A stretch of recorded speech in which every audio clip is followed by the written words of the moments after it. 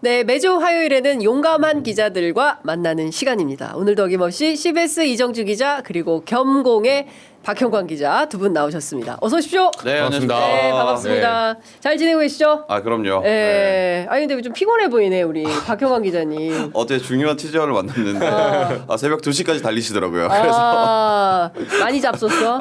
많이 먹었습니다. 네, 재판하다 졸 수 있어요. 주의하십시오. 알겠습니다. 자, 이게 정말 저희가 조금 이따 얘기를 하겠지만 기가 막힌 일들이 너무 많아서 사실 매체하는 입장에서는 기자 입장에선 취재거리가 많으니까 그건 좋습니다. 그런데 이제 새벽 2시까지 일하시다가 건강 해칠까 봐 좀 그게 걱정인데 자, 어쨌든 저희 늘 연대의 마음으로 함께 해주시는 광고 저희가 소개하고 여러분들과 광고조차 재밌는 취재 편의점. 요새 광고도 재밌는 벌써 뿌려 막 열감이 얼굴 열감이 예, 우리 좀 박형광 풀어줘야 돼요. 기자는 오면 그냥 글루타셀 뿌리는 것부터 시작을 합니다. 자, 제가 소개하겠습니다. 가려움 완화제 글루타셀 스프레이입니다. 사회적 스트레스가 많고 피부도 스트레스를 받으면 쉽게 예민해진다고 하는데요. 특히 환절기가 되면 최근에 유난히 피부가 건조해지면서 가려워하시는 분들이 꽤 많습니다. 피부가 민감해지면 그 스트레스 관리와 함께 적절한 실내 습도 조절이나 수분 섭취를 자주 해주시는 게 좋다고 하는데요. 그래도 내가 습관처럼 긁고 있다. 이럴 때 글루타셀 스프레이로 긁지 않도록 해주시는 게 매우 중요합니다. 순한 화장품 성분이기 때문에 누구나 부담 없이 사용하실 수 있고요. 평소 가려워하시는 어르신들은 물론이고 긁어대며 보채는 아이들 그리고 약을 쓰기 어려운 임산부들까지 안심하고 꾸준히 사용할 수 있어서 이 글루타셀 스프레이가 아주 좋은 반응을 얻고 있다고 합니다. 지금 긁고 있다면 긁지 마시고 과학적으로 개발된 글루타셀을 뿌려보세요. 박형광 너무 열심히 뿌린다. 효과가 있더라고요, 근데. 효과가 있어요? 네, 계속 뿌려. 얼굴이 계속 엄청 빨개지는데 이거 뿌리니까 좀 낫더라고요. 자, 이 글루타셀 어디서 파느냐? 전국에 있는 글루타셀 취급 약국이나 인터넷에서 구입하실 수 있고요. 재구매 고객들이 많아서 45mm 증정 이벤트는 계속되고 있다고 합니다. 요 가려움 완화제 꼭 한번 뿌려보시면 좋고요. 우리 박형광 기자가 진짜 열심히 뿌리고 있어서 효과가 있다고 하니까 여러분들도 좀 도움을 받아보시면 좋을 것 같습니다. 이정주 기자는 안경을 쓰고 있어가지고 네, 안경을 벗고 뿌려야 돼. 제가 이거 뿌리려고 라식을 해야겠어요. 라식하고 글루타셀 때문에 라식 해야 되겠다. 안 되겠다 배보다 진짜. 배꼽이 큰. 네, 그러네요. 예. 자, 이제 점점 뽀뽀가 풍성해지고 나와요. 있어요. 그렇구나. 뭐 이거 떡도 예, 제가 잘 되고 있습니다. 두 번째 소개해드릴 상품은 소문떡. 이 소문이 많이 나서 소문떡인가봐요. 흥미 호두 샌드입니다. 요즘 건강도 맛도 놓칠 수 없는 사람들은 다 아는 소문의 주인공. 지난주 수많은 사랑과 관심을 받은 폭삭 까까수다. 지난주에 근데 진짜 너무 맛있었어요. 그 떡이. 이거 저는 예. 따로 샀어요, 진짜. 진짜? 네. 저도 샀어요. 네. 진짜 호박설기가 너무 맛있더라고요. 진짜 진짜 맛있더라고요. 강추입니다. 네. 호박설기. 자, 오늘은 뭐냐? 오늘은 흥미 호두 샌드. 이것도 먹어봐야 되겠다. 초특급 1+1 이벤트로 다시 한번 저희가 돌아왔습니다. 초특급인 만큼 여기서 끝이 아니고요. 총 10만 원 상당의 리뷰 이벤트. 추첨을 통해서 10분께 10,000원 상당의 포인트를 드리니까요. 한번 잡숴보시고 리뷰 이벤트도 올려주시면 좋을 것 같습니다. 흥미 호두 샌드는 흥미의 담백함 그리고 단호박의 은은한 달콤함 그리고 직접 잘라 넣은 통호두의 오독한 식감으로 이미 많은 분들이 찾아주고 계시는데요. 감사함을 가득 담아서 준비한 이 행사는 4월 29일까지만 진행이 됩니다. 오직 200개 한정으로 즉시 받아보실 수 있고요. 이후에는 순차 발송이니까 서둘러서 구매하시면 좋을 것 같습니다. 이 모든 것을 무료 배송으로 소문떡의 랜덤 서비스 떡과 함께 받아보실 수 있습니다. 어디서 구매하느냐? 아래 더보기 링크 클릭하시거나 아니면 링크를 통해서 바로 구매하시면 되겠습니다. 그런데 아침에 참 좋더라고요. 아침에 식사 대용으로 정말 좋고 오후에 또 커피하고 간식으로 드셔도 좋을 것 같습니다. 원뿔 원이라니 이거 지금 사야 되는데 지난주에 사가지고 제가 방송하지 말고 이거부터 살까? 일단 클릭부터 해야 될 것 같은. 이제 와, 이 그런 호두가 생각. 진짜 바삭하게. 진짜요? 네. 딱 씹혀요? 네, 드셔보지 마. 호두. 이정주 기자 이거 좀 잡아줘야 될 것 같아요. 얼굴에 한쪽이 호두가 꽉 꼈어. 모두가 씹힙니다. 씹혀요. 하여간 여러분들께서 광고까지 이렇게 찰지게 잘 도와주고 계셔가지고 진짜 훌륭한 후배들이다. 광고 도와준 게 아니라 맛있어서. 맛있어. 아니, 근데 진짜 맛있어요 이게. 진짜요. 네, 아니 진짜 이렇게까지 선배 방송에서 주셔서 너무 감사합니다. 아닙니다. 네, 이런 후배들 덕에 제가 먹고 삽니다. 저는 여러분. 그 취재 네. 편의점인데 편의점에 오는 기분. 박 기자랑 저랑 편의점에 가면 편의점에 가고 떡이 있더라. 떡이 있더라. 뭘 네. 준다. 네. 자꾸 뿌리고 편의점 먹는다. 가면 글루타셀 있더라. 그러니까요. 저희가 이 광고마저 재밌게 여러분들 모시려고 불철주야 저희 그 실장님께서 노력 중이시다라는 말씀도 전해드리겠습니다. 진짜 맛있네요. 네.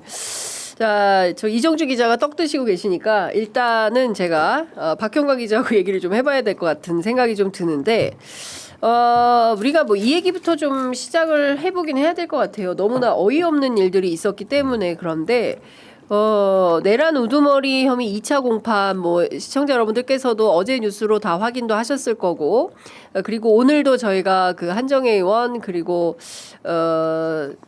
갑자기 다녀가셨는데 이름이 양분함 큰일 났다. 좀 기억나는 PS 그거 먹어야 되겠다. 이 갱년기 너무 힘듭니다. 갱년기 극복하기 위한 여러분의 많은 지혜가 필요하다. 댓글로도 참여를 많이 해주시면 좋을 것 같다라는 생각이 좀 듭니다. 그러니까 계속 재판 얘기를 하고 있는데요. 참 기가 막히고 가관입니다. 일단 우리 그 두 기자님들은 어제 재판 과정 뭐 법조 기자들이 꼼꼼히 취재를 아주 잘했더라고요. 특히 경향신문 나 이 기자님 칭찬해드리고 싶어. 최혜린 기자님. 너무 디테일이 살아있는 이걸 너무 진짜 거의 르포 기사 쓰는 것처럼 아주 다 지켜보면서 정말 메모를 열심히 했나 봐요. 저는 이 표현이 정말 꾸벅꾸벅 조는 모습도 여러 번 포착됐다. 완전히 잠에 빠진 듯 얼굴이 책상 앞까지 떨어지자 고개를 들어 자세를 고쳐앉기도 했다. 눈가를 손으로 문지르거나 옆자리에 앉은 윤갑근 변호사와 이따금 대화를 나누는 것 외에는 별다른 움직임도 없었다. 뭐 말은 세수한다는 표현 쓰잖아요. 막 얼굴을 이렇게 부비는 뭐 이런 표현을 쓰는 언론도 있었는데 법조 기자들이 굉장히 재판 방청기를 꼼꼼히 취재해서 디테일을 살려가지고 문장 하나하나가 그야말로 빼곡한 팩트의 행렬이에요. 다 사실이잖아요. 어떻게 무슨 자기 감정이나 이런 게 들어가 있는 게 아니라 다 사실을 기반으로 이렇게 재판을 꼼꼼히 취재해주고 있어서 마치 그 재판정에 앉아 있는 것 같은 그러니까 그림으로 상상이 되는 이런 거다라는 생각이 좀 드는데 자 우리 박형광 기자께서는 어제 재판 어떻게 보셨습니까?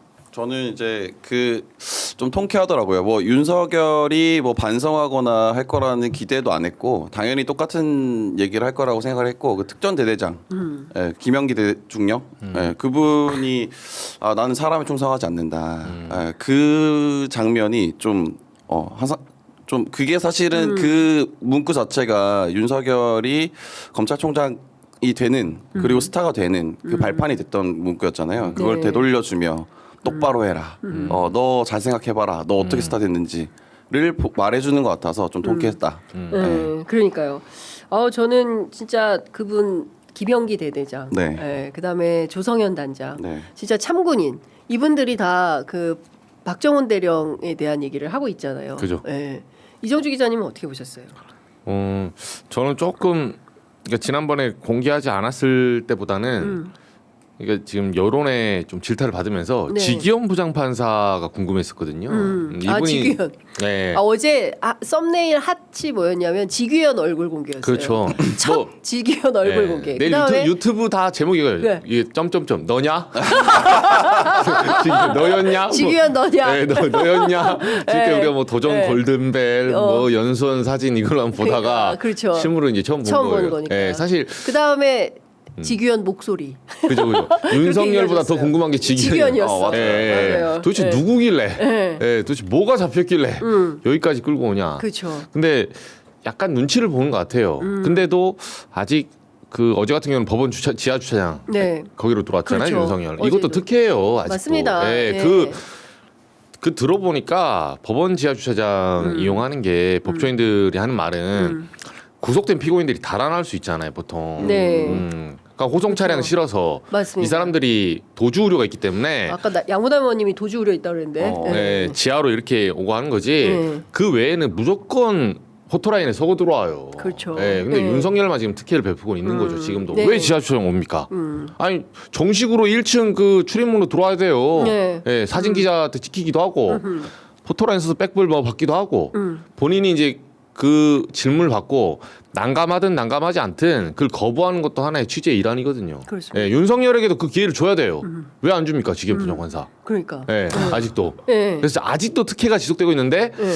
조금씩 그 수위가 낮아지고 있다.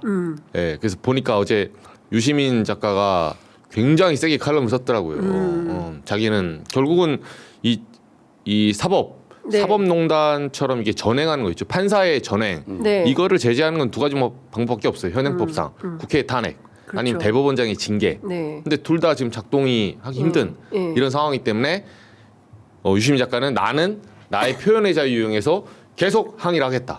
예, 지금 방법이 없어요. 그러니까. 네. 근데 지금 사실 이해할 수가 없잖아요. 그러니까 지규현 판사가 정말 71년 만에 우리 대한민국 사법 체계상 처음으로 시간으로 계산해서 구속 취소 결정을 내리고 그리고 심우정 검찰총장이 즉시 항고를 포기함으로 인해서 자유의 인을 만들어준 내란숙의 윤석열이 아크로비스타 지하 상가를 돌아다니면서 식당에서 밥 먹고 사진 찍고 만면의 미소를 띠고 신당 창당을 얘기하고 뭐 이런 상황을 만들었는데 이 주체가 대한민국 사법부인 거죠. 그렇지 않습니까? 그렇죠. 그러면 이 지규현 판사가 혼자 이러는 거냐? 아니면 분명히 뭐 누가 뒷배가 있냐 이런 얘기를 계속하고 거대한 뭐 무슨 사법 카르텔 그런 얘기를 했는데 오늘 재밌는 사실이 이제 물론 이게 그 법조에 그 뭡니까 인사 기사로 나오기는 했었어요.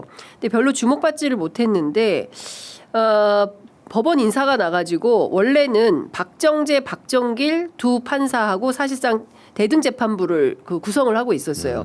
지규현 판사가 31기, 박정재 판사가 30기 연수원 수준입니다. 연수원입니다.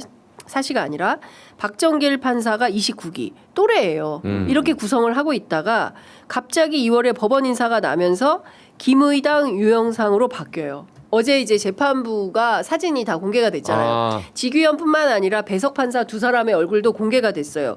확인을 했더니 김의담, 유영상. 김의담은 46기, 유영상 변호사는 변시예요. 그러니까 굉장히 어린 두 후배와 지규현 판사가 사실상 단독 결정할 수 있는 이런 수준이다. 그러니까 대등재판부고 또래면 이 한 사람이 이렇게 결정을 하려고 하더라도 야 안 돼. 논의 좀 해봅시다. 뭐 이렇게 되는데 이거는 15년이나 어린 후배들하고 같이 하니까 사실상 지규현 혼자 한다. 그러면 이 인사를 누가 했을까? 지규현 부장이 할 수 있을까요? 그렇지 않잖아요. 누가 이 인사를 한 거냐.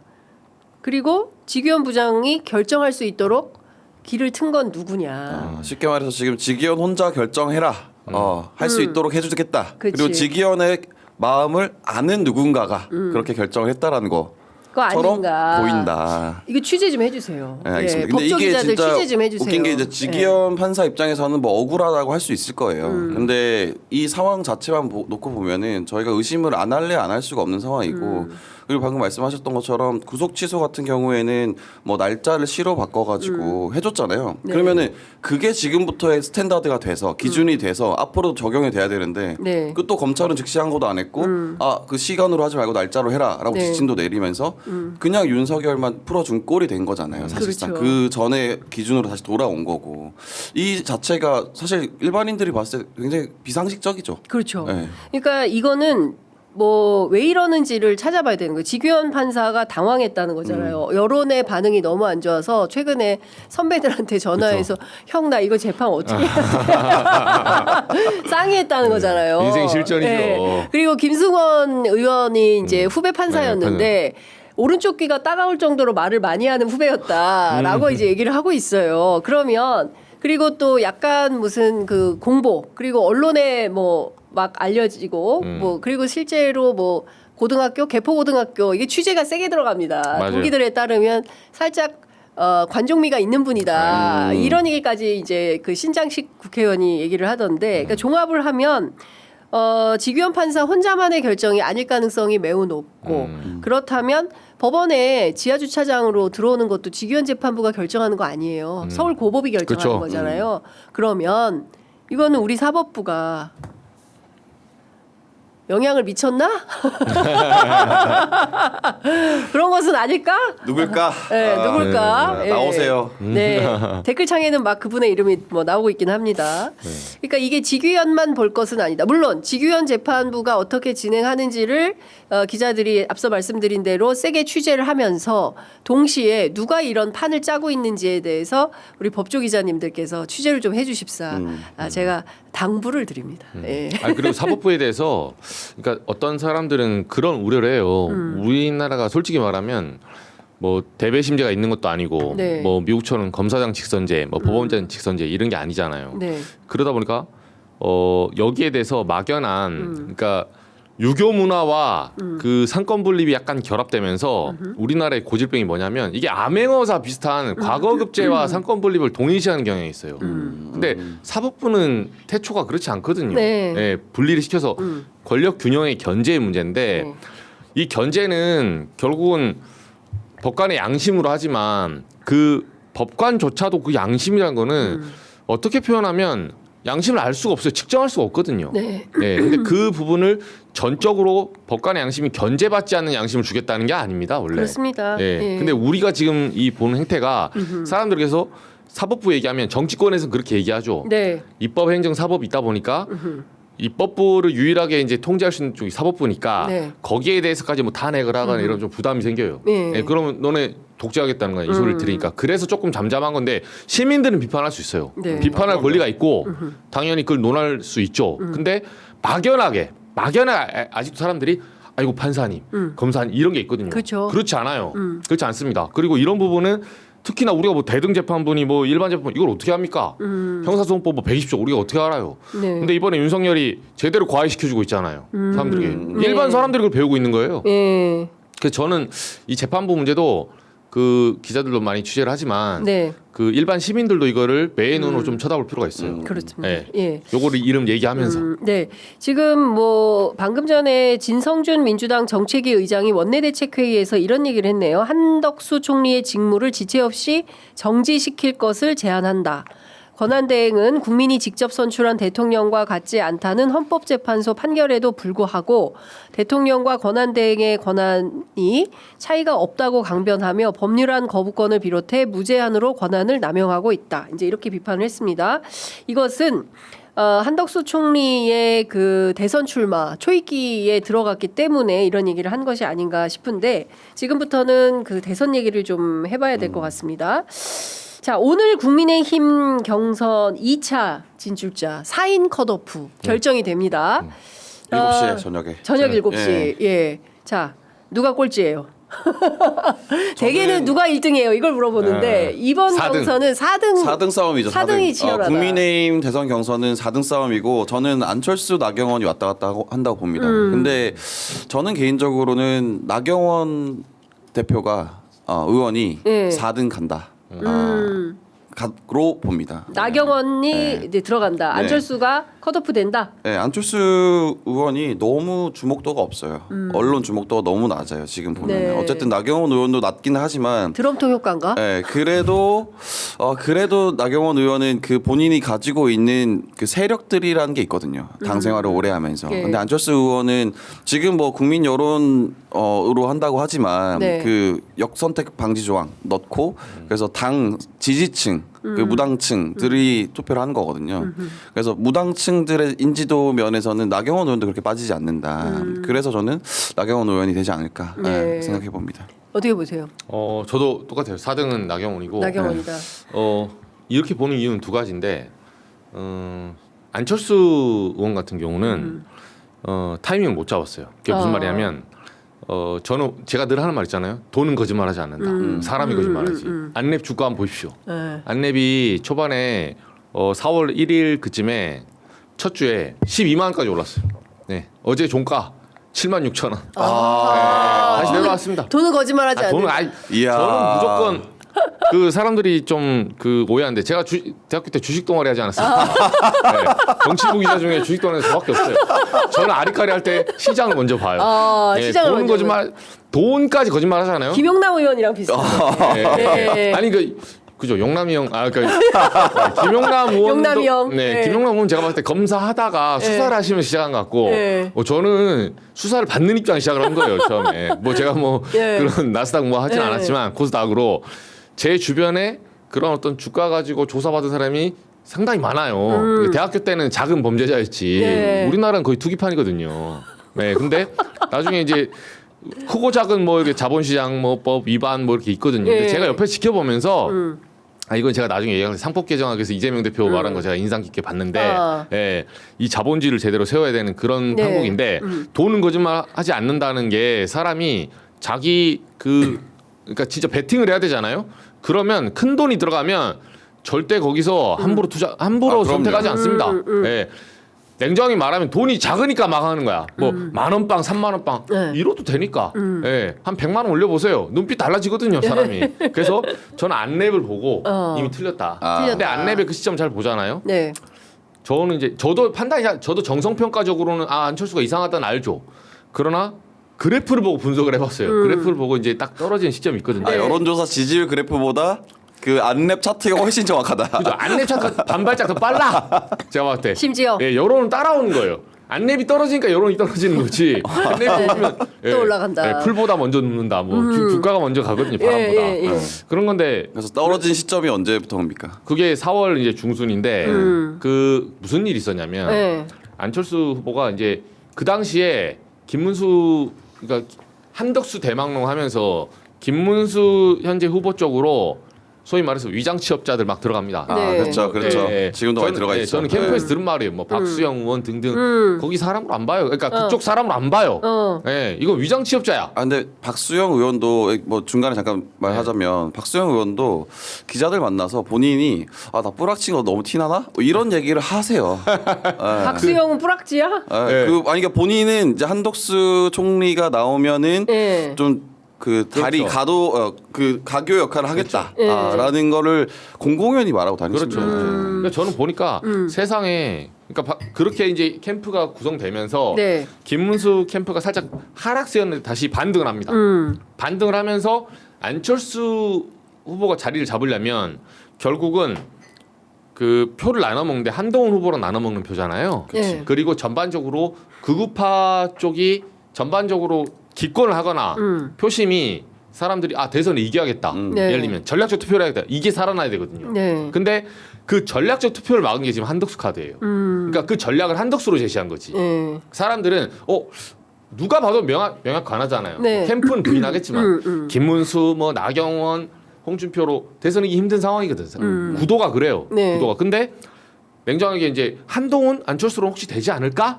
라는 생각을 하는데 이 두 명 치워버리고 뚜껑에 한덕수 얹어버린 거예요 지금. 그러니까 표가 빠지는 거야. 네. 그러면서 첫 번째는 그 주가가 이제 그래서 떨어진 거고 두 번째는 그러면서 안철수 후보의 입이 거칠어집니다. 그 거칠다는 게 욕을 한다는 게 아니라 윤석열 담당해라. 맞아요. 네. 예. 그래서 제가 그 얘기를 인지하면 어떡해. 그러니까 너무 그렇죠. 늦었죠. 제가 그 말이에요. 늦었어요. 주가가 떨어지기 전에. 주가가 떨어지기 전에. 이 양반이 맨날 이래. 네. 약간 자기 주가 아닙니까? 자기 주가. 반발적도 빠르게 관리가 들어가야지. 근데 관리가 좀 늦네. 이미 7만 6천 원 뭐 다 내려왔는데 이제 와서 뭐 떠듭니까? 그러니까요. 사람들이 아니 왜 안철수 그냥 조롱하는 거예요. 그러니까 아니, 뭐하니 근데, 이렇게.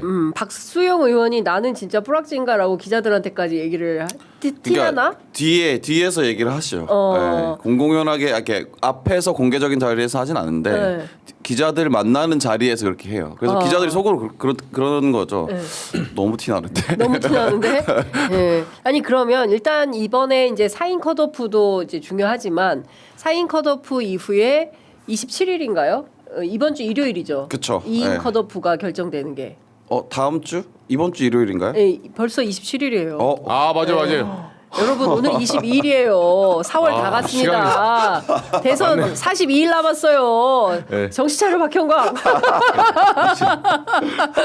매일매일 힘들게 바빠. 아침마다 근데 이리 와라. 대선 디데이가 오기는 오는데. 맞아요. 아. 네. 자 그러면 지금 이제 2인 경선에 이제 누가 올라가느냐 이거 되게 중요한 건데 그죠. 2인은 누가 될 것 아 같아요? 근데 이거는 좀 약간 명확하게 보이긴 해요. 네, 이제는 사실은 홍준표 그리고 2등에 한동훈이 올라올 것이냐 김문수가 올라올 것이냐 인 건데. 아. 근데 제가 좀 취재를 해보니까 네. 홍준표 캠프에서는 한동훈을 바라보고 있더라고요. 한동훈 오면 땡큐죠. 네. 홍준표 대 한동훈. 네. 어. 김문수는 안 될 거다라고 보고 있더라고요. 김문수 아웃. 네. 네. 그래서 이제 그 홍준표 시장께서 후보께서 그 한동훈 후보에게 그 얘기 했잖아요. 긁었죠. 긁었잖아요 한번. 네. 인신공격 한번 들어갔지 않습니까? 아니 근데 그 너무 심한 거 아닙니까? 그래도 그렇지 공당의 대통령 후보를 뽑는데 당신 생머리냐 보정 속옷 입었냐 키도 큰데 키높이 이거 질문하지 말라 그래서 내가 질문 안 하려고 그러는데 다 한 거잖아요 질문. 다 해버렸어요. 그래서 제가 홍준표 물어봤어요. 후보가.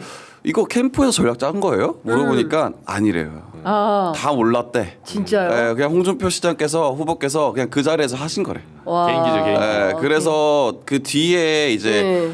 물어봤나 봐요 캠프에다가 역으로 야 반응이 어떠냐? 네. 홍준표 시장이 야 이거 어땠냐 이렇게. 어땠냐? 네. 근데 물론 화제가 돼서 좋긴 하지만 네. 별로 좋지 않다라는 얘기를 애둘러서 이렇게 보고를 올렸다라고. 그랬더니 뭐래요? 다음에 또 한대요? 그 전략이야라고 했다고. 홍준표 후보가 나 그거 전략이야. 네. 그러니까, 그러면 와 이제 어그로를 제대로 끌었네. 그렇죠. 그리고 어쨌든 그 전략이라고 했던 말 자체도 한동훈 후보가 올라올 거라고 생각을 하고 흠집을 한번 내놨다 정도로 보인다. 근데 캠프 내에서도 반응은 별로 좋지 않아요. 네. 왜냐하면 좀 더 진중한 모습을 보여야 된다. 대통령 후보로서 좀 더 무게감 있는 모습을 보여야 된다라는 좀 의견이 지배적이더라고요. 어제 제가 한동훈 캠프 얘기 들어봤더니 그럼 우리는 눈썹 문신 들어간다. 키높이 구도 나오면 우리는 눈썹 문신 들어간다. 이제 이렇게 되는 거예요. 근데 한 대표 근데 너무 저질 네, 근데 아닙니까? 한 대표가 네. 좀 그래서 제가 이 네. 본질이 당권 싸움이라고 하는 거예요. 그러니까 이게 대선 본선을 봤으면 홍준표 전 시장이 얼마나 전략적인 사람인데요. 네. 본선 봤으면 이런 짓 안 합니다. 어차피 당권 싸움이야. 그러면 홍 시장 입장에서는 지금 본인이 봤을 때 제일 약한 고리를 찔러가지고 네. 화제가 돼야 되고 왜냐하면 한동훈을 때려야 TK하고 보수가 좋아하거든요. 왜냐면 배신자 이미지가 있기 때문에 여기를 계속 때려야 돼요. 홍 전 시장 입장에서는 뭐냐면 우리가 언뜻 생각하기에는 같은 파일 나눠먹은 게 김문수 장관 같잖아요. 네. 천만에 김 장관 때려봤자 본인만 내려가요. 왜냐면 지금 2등이기 때문에 네. 더 쪼그라들어요. 잘못하면. 그래서 한동훈을 때려서 내가 여기 있다. 한동훈을 내가 잡는다. 네. 이렇게 해서 보수 쪽의 친윤들 그리고 탄핵 반대 세력 이 사람들이 사이다 같은 쾌감을 느껴주려고 한 거예요. 나한테 표 주라.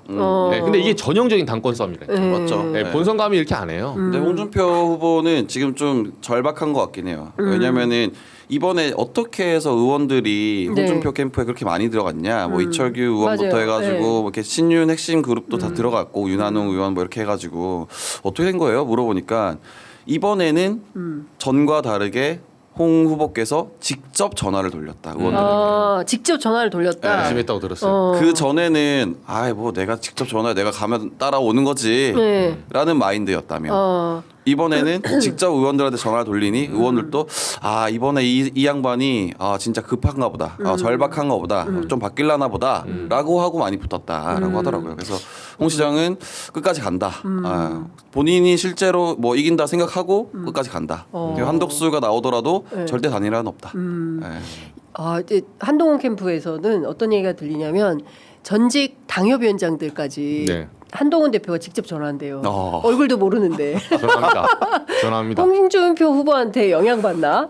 같이 돌리나? 그런데 실제로 그 서울에 있는 당협위원장들 이제 취재를 쭉 해보면 이번에는 홍준표 가능성이 높다. 그리고 그 다들 당권을 가지고 하는 거기 때문에 그리고 대쪽 같은 그런 분위기고 당에 오래 계셨고 그래서 아마 한동훈 대표는 좀 어려울 거다. 홍준표 가능성이 높다. 이제 이렇게 얘기는 하더라고요. 뭐 이정주 기자님 취재는 어때요? 저는 그러니까 홍준표 시장의 체제로 네. 당권은 갈 가능성이 높은데 설사 그러니까 김문수 후보가 만약에 후보로 선출되고 네. 뭐 한덕수와 뭐 우당탕탕해서 단일화하고 하면 대선 질 거예요. 네. 그렇게 져도 당권은 김문수에 가지 않을 거다. 네. 현재 야당 당권은 그렇죠.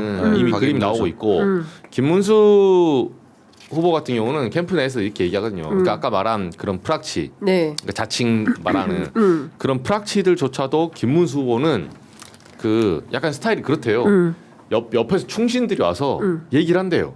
아니 이렇게 지금 우리 쪽에 와서 나중에 단일화 이 시키려면 사람 프락치다. 네. 위장 취업자입니다. 통초가 없어서 막 이렇게 해도 괜찮다. 나 도우러 온 사람이다. 네. 약간 이런 구조. 그러니까 이번에 여기서 파이어 하겠다는 거예요. 나는 마지막을 걸고 아하. 예, 여기서 이번 대선에서 끝낸다. 홍준표.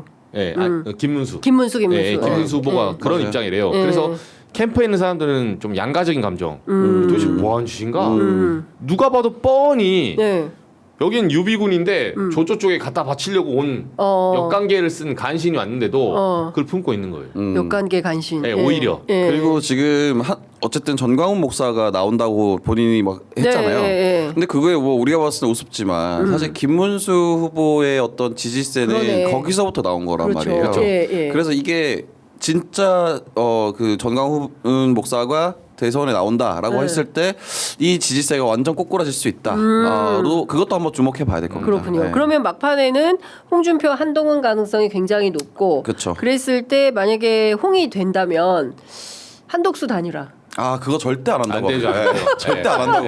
절대 안 한다. 그리고 이게 왜냐면 진짜 홍준표 시장 같은 경우에는 거의 마지막 도전이라고 봐야 되거든요. 그렇죠. 나이도 예, 그렇고. 예. 그래서 사실 지금 경선에서 1등 할 수 있겠다라고 생각하는 것도 사실 이제 영호남, 영남 쪽 TK, PK 네. 쪽 그 정서가 그런 정서가 있어요. 그러니까 한동훈 너 다음에 기회 있으니까 네. 이번에 마지막에 주자. 예. 그렇죠. 너 한번 홍준표 한번 해봐라. 그런 정서가 있거든요, 분명히. 네. 저희 아버지도 그러시고. 아 그래요? 예. 저희 아버지도 TK시기 예, 때문에. 예, 예. 그렇기 때문에 아마 1등 할 거다. 다만 한덕수 총리와는 단일화는 절대 하지 않는다. 그렇군요. 아마 끌어안칠 겁니다. 나오게 되면. 그리고 제 친구 고향이 경북 영주인데 이제 그 아버님이 목욕탕을 가셨대요. 네. 그래서 목욕탕을 가시는데 옛날 저는 그런 거 다 없어졌는 줄 알았는데 요새도 욕탕의 정치가 있더라고요. 있죠. 시골에 예. 누구 찍을 건교? 누구 찍을 낀겨 이렇게.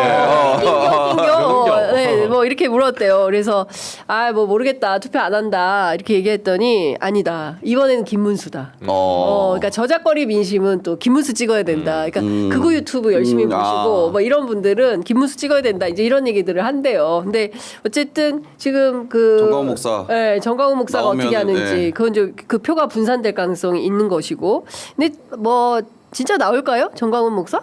목사도 아니지 정광훈 씨. 그죠, 정광훈. 네. 근데 지난번에 뭐 선거법 위반 그것도 있고 지금 논란이 있는데 저는 정광훈 실제로는 저는 한덕수도 그렇고 정광훈도 그렇고 실제로는 못 넣을 거라 봐요. 네, 지금 몸값 높이는 과정이지. 예. 그리고 정광훈 같은 경우는 특히나 예전에 황교안 전 대표 때 네. 무슨 뭐 하나님 본인들 그 교회의 힘으로 무슨 뭐 200석 아니 뭐 200석 같은 소리 하고 있는데 그 네. 2%도 안 났어요. 네. 그렇구나. 어떻게 보십니까? 오늘 아침 그 CBS 라디오에 출연한 그 천하람 개혁신당 원내대표죠. 나경원이 4강 들면 김문수가 1위 된다. 찬탄 후보는 희망이 없다. 이제 이런 얘기를 또 했네요. 어떻게 보세요? 그러니까 그 논리가 뭔지 좀 궁금하긴 한데. 네. 그러니까 저기 나경원까지 들어오게 되면 이제 안철수 후보가 떨어지고 네. 결국은 김문수, 홍준표, 네. 한동훈, 나경원 네. 요렇게 이제 순서로 들어오겠다고 보는 거고 한동훈 후보 같은 게 고립되니까 네. 당연히 근데 4강에서 어차피 그렇게 고립돼도 저는 안철수를 뭐 표도 별로 없지만 안철수를 밀었던 표가 한동훈 전 대표한테 간다고 생각하지 않습니다. 네. 근데 저는 이 발언 자체는 어떻게 지금 좀 받아들여지냐면 개혁신당 의원이잖아요. 네.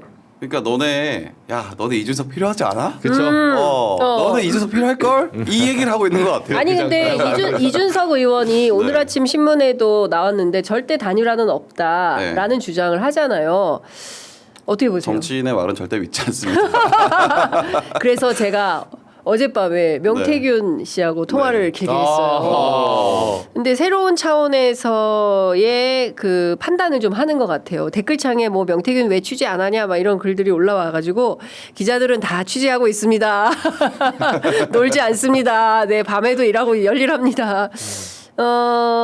그 안 그래도 페북에 올린 거 보니까 네. 그렇게 하니까 당연히 뭐 탄핵 되지 뭐 이런 얘기 올렸더라고요. 네. 그렇죠. 페이스북에 열심히 이제 하고 있는데 어쨌든 지금 오늘 재판이에요. 명태균 씨 오늘 이제 공판이 있고 이것은 그 정치자금법 위반 사건으로 재판을 받고 있고 공천 개입 의혹 사건 뭐 이런 등과 관련해서는 그 참고인 자격으로 서울중앙지검의 조사를 계속 받고 있는데 이번 대선 판에서 뭐 이분이 그리는 판은 그런 것 같아요. 중도보수 연합. 네, 그러면서 홍준표, 이준석 단일화 가능성이 있다. 그 단일화라기보다는 빅텐트 안에 단일화라는 들어갈 표현을 거고. 쓰더라고요. 단일화. 근데 네. 빅텐트 빅텐트는 안에 아니고. 들어간 거 자체가 마지막에 몰아주겠죠. 하나를. 왜냐하면 이그 빅텐트라는 목적이 이재명 반 이재명 그렇죠. 빅텐트니까 네. 홍준표로 흡수될 거다. 저는 그렇게 봅니다. 네. 그게 네. 그렇죠. 그러니까 최종 후보는 홍준표가 되는 거죠. 그렇죠. 그리고 이준석이 응원단장을 하는 거겠죠. 홍보단장 하겠죠. 홍보단장. 물론 지금 이준석 의원의 판단은 절대로 단일화는 없다. 완주다. 반드시 완주다. 뭐 장성철 소장도 그 얘기를 하더라고요. 그래서 반드시 완주다라고 얘기를 하는데 박형광 기자의 예측처럼 취재의 달인 박형광의 촉 근데, 예측처럼 예, 정치인의 말을 믿을 게 못 믿을 수 되는지 없- 네. 아니면 실제로 완주를 할지 이제 이거를 지켜봐야 될 것 같은데 명태균 씨가 그리는 그림은 좀 다른 그림이 있는 것 같다. 근데 그것이 시일이 너무 적다. 그 실제로 지금 뭐 국회 주변에 있는 정치인들은 40 며칠밖에 안 남았기 때문에 이 기간 안에 어떤 새로운 변수가 생기는 것은 쉽지 않다. 요대로 그냥 가는 거다. 이제 이렇게 보고 있는데 명태균 씨는 42일이면 너무 많은 일이 일어날 수 있는 시간이다. 굉장히 긴 시간이다. 역시. 일주일 사이에도 왔다 갔다 할 수가 있다. 마법을 부려보신 분이 잘 아시는 거죠. 이제 42일이면 충분하다. 아니 근데 저는 명태균 씨한테 똑같은데 만날 수 있다면 저는 아직 예. 그 사건은 안 만나봤는데 예. 뭐 좀 그런 표현이지만 이렇게 말로 하지 마시고 돈을 걸자. 돈을 좋아해. 아니, 우리 저는 이정주. 사람이 진심 돈은 돈이다. 거짓말하지 않는다. 제가 돈을 좋아해서 아니라 네. 다시 한번 말하지만 저는 좌파 기자가 아닙니다. 네. 저는 주식도 하고 코인도 해요. IT 태극기 쪽에서 저한테 좌파라고 하는데 예. 그래서 뭐 사행성 그게 아니라 그러니까 따는 사람이 기부하기로 하고 네. 예, 우리 고아원이 기부하기로 하자 이렇게 약속하고 네. 예, 쓰는 거는 용처는 좋은 대로 쓰고 대신에 사람의 진심은 자본주의에서 자본에서 나온다. 명태균 씨가 정말 42일 동안 흔들 수 있다. 그러면 액수가 높아져야죠 이제. 네. 예, 자신의 진심을 자본에 담아주세요. 예, 저랑 한번 해서 네. 이긴 사람이 고아원에 기부하는 걸 자기 이름으로. 지금 보고 있을 거예요.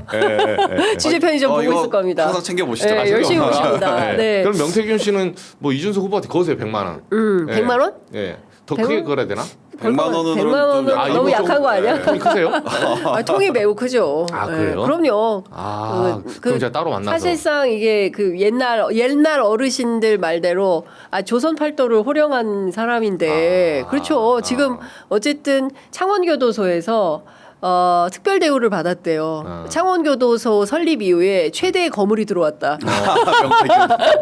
그래서 하여간 뭐가 1번 방 그다음에 면회실도 1호실 뭐 이렇게 해서 어쨌든 그 창원교도소에서 굉장히 각별하게 많이 잘 보호를 해준 모양입니다.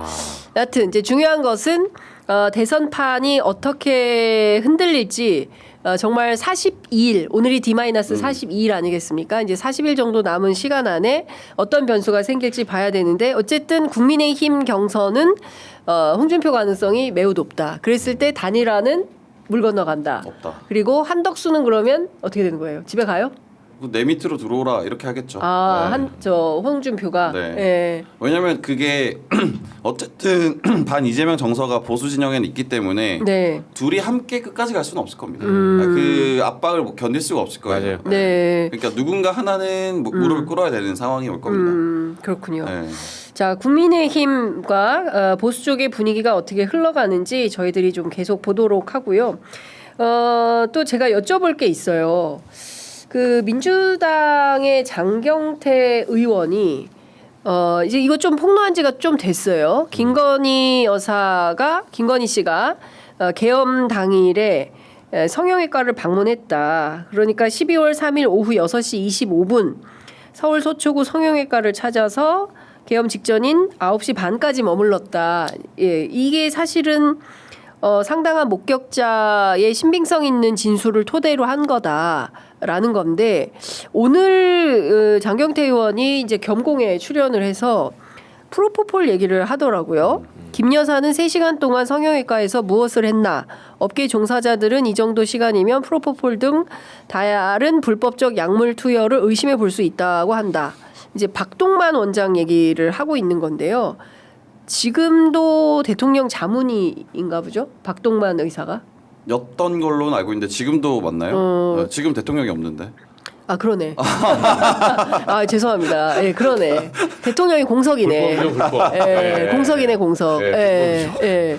근데 이거는 어떻게 보십니까? 왜냐하면 이게 일종의 그 자신이 그 계엄과 무관하다라는 차원에서의 어떤 그 알리바이. 알리바이성 제보 아니냐 이제 이런 의문도 있었고. 실제로 갔을 수도 있겠다. 그래서 이거 관련된 취재나 수사가 좀 필요한 거 아니냐라는 겁니다. 뭐 관련해서 내일 장경태 의원이 나와서 상세히 설명을 좀 해주실 예정이긴 한데. 근데 저도 그때 장경태 의원이 그 밝혔을 때 초기에 한번 취재를 해보니까 굉장히 네. 상당히 신빙성 있는 얘기더라고요. 취재원은 정확하게 말할 수는 없지만 네. 이거는 정말 믿을만한 그리고 장경태 의원이 이거 약간 한 30% 정도밖에 말 안 한 거다. 저도 그렇게 알고 있습니다. 장경태 의원이 그때 폭로한 게 30%다. 네. 그러면 70%의 진실이 또 있는 거네요. 취재원의 보호를 위해서 네. 다 말 못하는 것 같더라고요. 근데 어찌됐든 지금 카니발 차량을 타고 들어갔다는 것이고 한 개만 들어간 게 아니라 경호 차량이 함께 갔고 경호처 직원 5명이 와서 병원 출입 차량 명부도 가져갔다. 그러면 그게 진짜 그 연결이 되는 건가요? 우리가 그때 왜 김건희 여사가 왜 성형외과를 갔을까? 네. 계엄을 앞두고 그거를 왜 갔을까 추측했었잖아요. 신에게 이뻐 보이고 싶어서 간 거다. 뭐 이런 얘기들이 있었는데 그게 그러면 맞아 떨어지는 것인가? 그 무슨 얘기예요? 신에게 이뻐 보일 수. 그러니까 이제 무당 전보고 다니는데.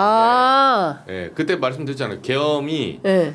아니 저도 뭐. 무당들이 예쁘게 하고 오면 더 잘 봐줘요? 신에게 이뻐 보이고 싶어한다. 그때 뭐 이제 그 계엄을 앞두고 제사를 지냈다 뭐 이런 얘기가 있었잖아요. 그러니까 그때 신에게 더 이뻐 보이고 싶어서 성형외과를 들렸다 왔다 뭐 이런 얘기가 있었거든요 그때 당시.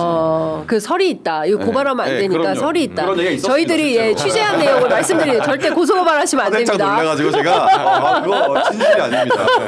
네, 그런 설이 있다라는 겁니다. 네. 아니 근데 뭐 고발은 저한테 하세요. 저한테. 저는 아직도 저는 그 설을 다 믿진 않지만 네. 그때 말씀 저는 처음에는 이 그러니까 무당 주술설 이런 걸 잘 안 믿었어요. 근데 네.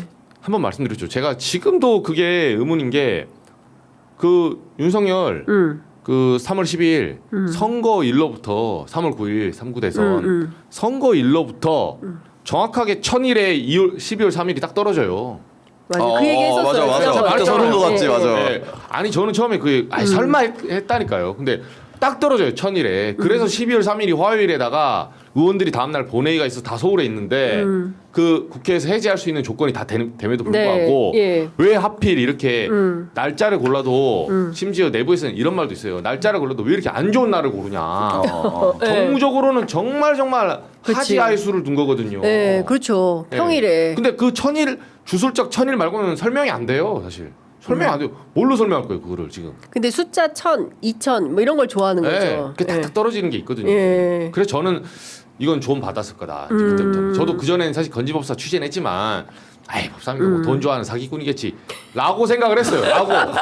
근데 이번에 계엄 터지고 나서 제가 예. 아 이거는 실체가 있다.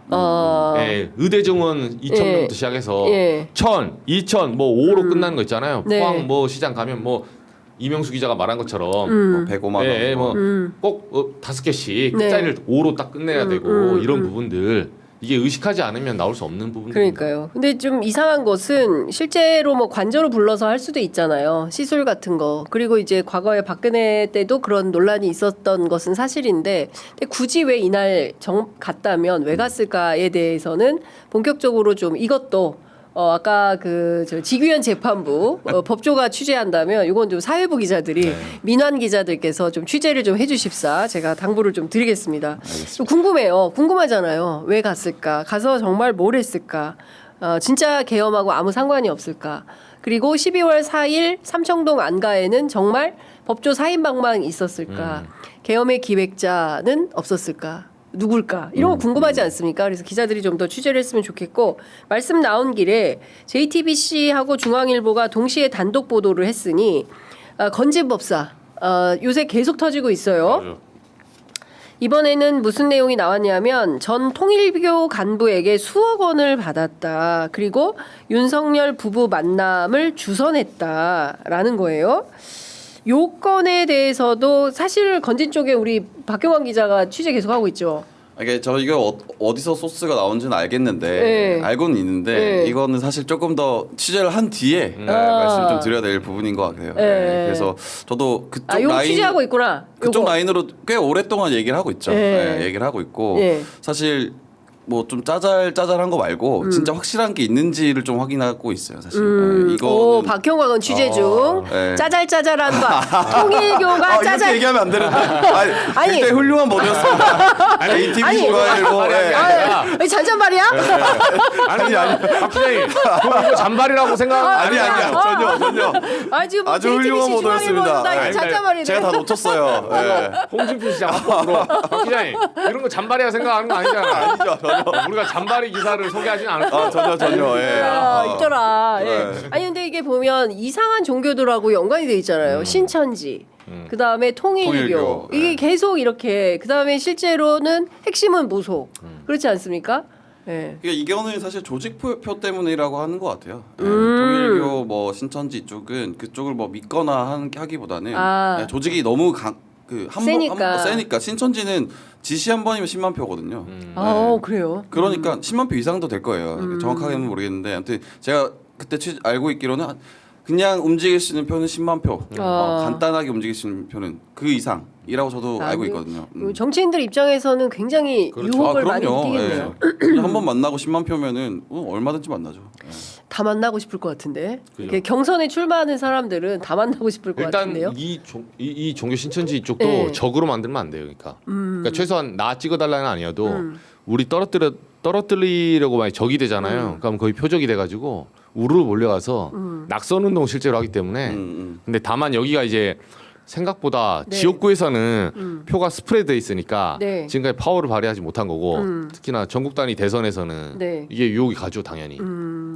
그러니까 이제 어쨌든 특정 종교하고 사실은 우리는 헌법에 정교가 분리가 돼 있어요. 그쵸. 이거 섞으면 큰일 납니다. 그런데 끊임없이 이 보수 정당을 중심으로 해서 이 특정 종교하고의 유착설 같은 게 나오고 있고 일본만 보십시오. 일본만 보더라도 그 통일교 관련된 비리들이 얼마나 많이 이제 터집니까? 이제 그런 방식으로 이 정치를 종교하고 본인들의 어떤 정치의 도구나 수단으로 활용하려고 했었던 거 아닌가?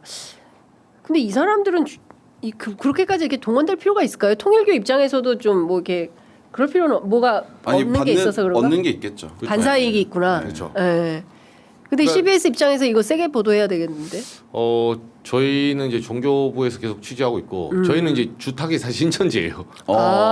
그치. 아니, 통일교하고 싸우기 전에 일단 네. 앞에 있는 산을 넘어야 돼서 아. 예, 신천지가 저희한테 주로 예. 이제 핵심. 신천지 그리고 실제 윤석열하고 어느 정도 교감설이 계속 있었으니까. CBS 단독 보도가 신천지는 굉장히 많이 나왔던 것 같습니다. 네. 예. 근데 여튼 지금 뭐 상황을 놓고 본다면 내란 끝나지 않는 이 내란과 관련된 여러 의혹들은 계속 터질 것이고 이게 결국에는 종국에는 특검으로 좀 정리가 될 필요가 있겠다라는 생각이 좀 듭니다. 시간이 다 됐는데 제가 이것 좀 여쭤보고 싶어요. 그 권성동 원내대표나 홍준표 후보나 그 기자들을 만나는 태도 지난주부터 이제 계속 논란이 좀 됐었는데 이건 좀 어떻게 보세요? 현장에 있는 기자들이 왜 근데 단결해서 그 어떤 입장이나 메시지 기자협회는 입장이 나온 것 같긴 하던데 그 이외에는 없는 것 같아요. 언론단체들이. 그 이제 정치부의 굉장히 뭐랄까 특성인데 네. 그 정치부는 일단 그 하나의 어떤 단이 없습니다. 기자 단이. 네. 뭐 간사도 없고 다 흩어져 있어요. 그렇죠. 네, 흩어져 있고 그리고 실제로는 굉장히 친해요.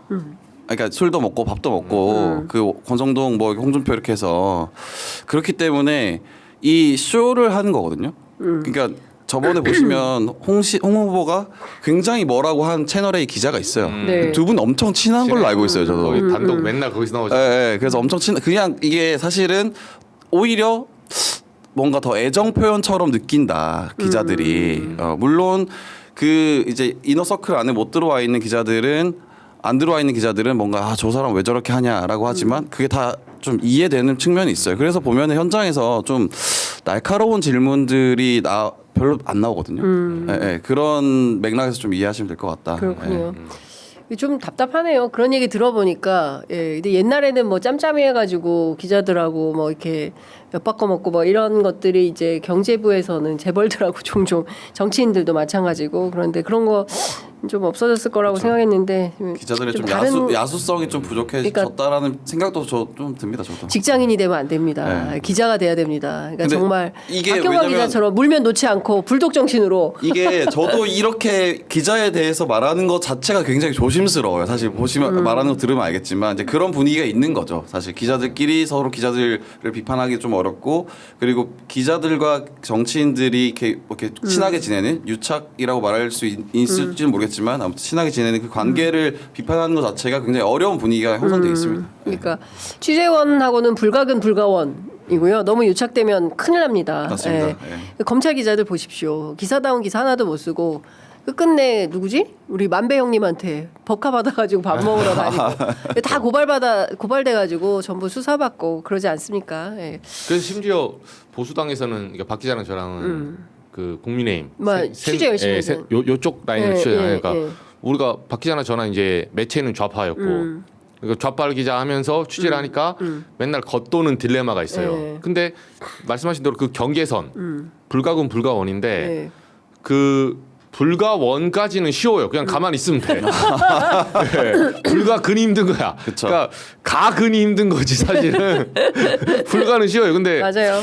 그 딜레마가 해보면 예. 그러니까 나중에 하면 그 기자들이 조심해야 될 게 방금 말한 그 뉴스타파 그 권성동 네. 대표 손목 잡아서 폭행 사례랑 네. 아까 홍준표 그 채널의 사례는 완전 다른 사례예요. 그렇죠. 왜냐하면 사람들 봤을 때는 아 이게 무례하게 했다 생각하잖아요. 근데 저는 자주 봤던 장면 뉴스타파 그 사건 같은 경우는 권성동 원내대표 100% 잘못한 거죠. 그렇죠. 네, 네. 그리고 그런 식으로 좀 아나무인격으로 이제 앞에서 이렇게 한 거는 권성동 원내대표 성격상 일부러 더 그런 것도 있어요. 왜냐면 본인들 지지층 결집도 하고 내가 이런 지금 좌파들이 들어와서 내가 핍박받는다 이렇게 하면서 쳐내려고 하다가 오버하다가 지금 폭행까지 일어난 거예요. 손목이. 그거는 본인 시나리오 없었을 거예요. 네. 근데 홍 시장 같은 경우는 은근히 솔직히 보수 매체들 있잖아요. 네. 그거 즐깁니다. 즐겨요. 네, 저희가 올해 초를 보잖아요. 홍 시장이 야 너 이러면 옆에 좋아해. 기자들한테 잘 봐. 내가 이렇게 친해. 아, 그치. 예, 즐기는 거예요 사실은. 네, 그래서 제가 애정 표현이라고 말하는. 예, 왜냐하면 그게 심각해. 예, 정말 홍 시장하고 제가 봤을 때 그게 폭행이라고 생각하고 자기가 억압받는 생각하잖아요. 예. 홍 시장 조지는 기사가 나와야 돼. 그럼 인정해 그렇죠. 줄게요. 예. 예, 기사로 말하라고. 기자는 기사로 말하는 그럼요. 거지. 예. 거기서 야 너 이게 아니라 정말로 홍 시장 뭐 예를 들면 집안 문제나 명태균 문제나 아들 문제나 뭐 최용희 문제나 그런 기사 하나로서는 보세요. 안 씁니다. 예, 통상 그 현장에 친한 기자 안 써요. 그러니까요. 그게 문제죠. 지금 드러나고 있는 이슈들에 대해서는 진짜 그냥 간과하기가 매우 어려운 사건이었다라는 생각이 좀 들어서 여쭤봤고요. 이제 시간이 다 돼서 마무리를 해야 되는데 박형원 기자 민주당 순회 경선 현장 다녀왔어요? 네. 제가 국민의힘만 출입하다가 이번에 갔다 왔거든요. 민주당 처음 가봤어요? 네, 청주랑 울산을 네. 갔다 2번 다 갔는데 네. 다르더만요. 이재명. 아니 근데 좀 왔다 갔다 해야 되는데 네. 예, 여당 그래서- 출입하다 야당 출입도 하고 막 왔다 갔다 그러니까 해야 이게 되는. 뭐랄까 민주당에서 이제 배출한 의원 그 이제 정치인들은 그 연설이 기본적으로 장착이 돼 있잖아요. 그렇죠. 그러니까 연설이 사실 그 정치인의 꽃인데 맞아요. 네. 그걸로 해서 차차차 밑에서부터 올라와 가지고 딱 그 만들어 놓은 연설 실력이 있는데 그걸 들으니까 현장에서 좀 소름 돋더라고요. 네, 그 딱 그 귀에 꽂히는 워딩들, 그 자연스러움. 네. 그쵸. 국민의힘 사실은 정치인분들은 연설이 그렇게 세진 않았죠. 잘하지 못해요 연설을. 네. 가서 종이 보고 읽고 그러니까. 그냥. 네, 왜냐면 그 엘리트 출신인데 갑자기 정치인으로 바뀌면서 이제 연습한 연설인데 이 뭐 이재명 뭐 김경수 이런 분들은 연설을 엄청 잘하시더라고요. 네. 네, 김동연 후보는 조금 연설이 좀 아직 관료 출신이라서. 관료 출신이라서 네. 그렇고 옛날에 그 유명한 일화가 있어요. 그 김부겸 총리가 70년대 학번이잖아요. 네. 그리고 이제 그 민주당의 주류가 그 386 네. 정치인들 연설에 네, 기반한 네. 전대협 출신들 보면 연설 진짜 잘하잖아요. 그러면 야야 우리는 뭐 플랜카드도 못 붙여보고 전봇대에 이거 방 붙이면 바로 끌려가고 연설할 시간이 없었다. 그렇게 핑계를 대시는. 우리가 연설을 못하는 건 시대의 탓이지 우리 탓이 아니다. 교육이 네. 잘못됐다.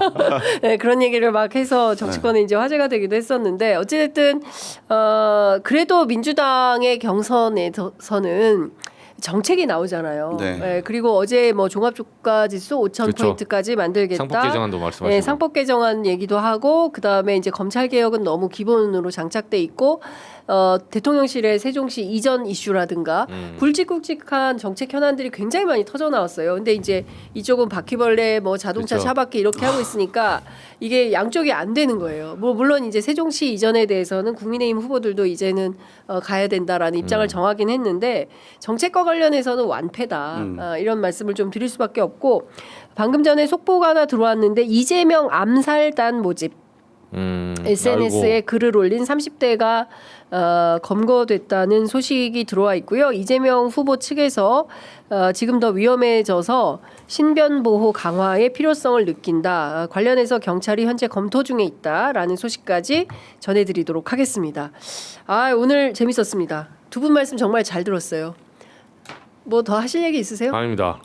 다음에 또 와서 떡 먹는 시간 좀 드리고.